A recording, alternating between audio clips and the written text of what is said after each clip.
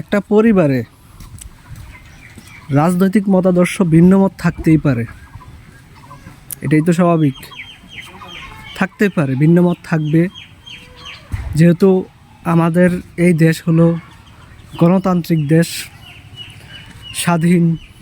সেখানে যার যার মত, যার যার চলাফেরা, এটা ভিন্নতা থাকবেই, ভিন্ন মত থাকবেই। আমি একটা দলের সাপোর্ট করব, আমার ঘরের আমার বাবা, আমার ভাইয়েরা, আমার বোন, আমার মা আরেকটা দলের সাপোর্ট করবে। এটা যার যার অভিরুচি। এখন আপনি যেই দলের সাপোর্ট করেন সেই দলের পক্ষে আপনি প্রচার করেন,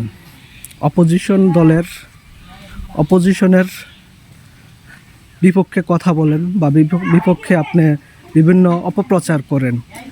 এটা আপনার স্বাধীনতা, এতে আপনাকে আমি কিছুই বলবো না।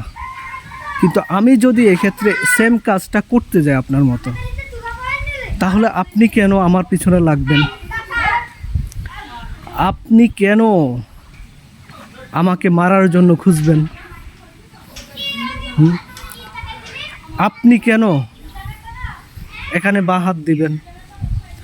আমি আমার স্বাধীনতা, আমার অধিকার, আমার যে কোনো আমার পছন্দ হতেই পারে। তো সেখানে আপনি কেন আমার ভিন্নতাকে আপনি হিংস্রতার সাথে তুলনা করবেন? আমার ভিন্নতাকে আপনি এটা নেগেটিভলি দেখবেন। আমার ভালো লাগে না, আমি করব না আপনার দল। আপনার দলে কোনো সমস্যা থাকলে সেটাকে আমি প্রচার করব, এটাই তো স্বাভাবিক। আপনার ভালো লাগে না আমার দলের কাজ, আপনি সেটা প্রচার করেন, এটা স্বাভাবিক। আমি কি আপনাকে কিছু বলছি?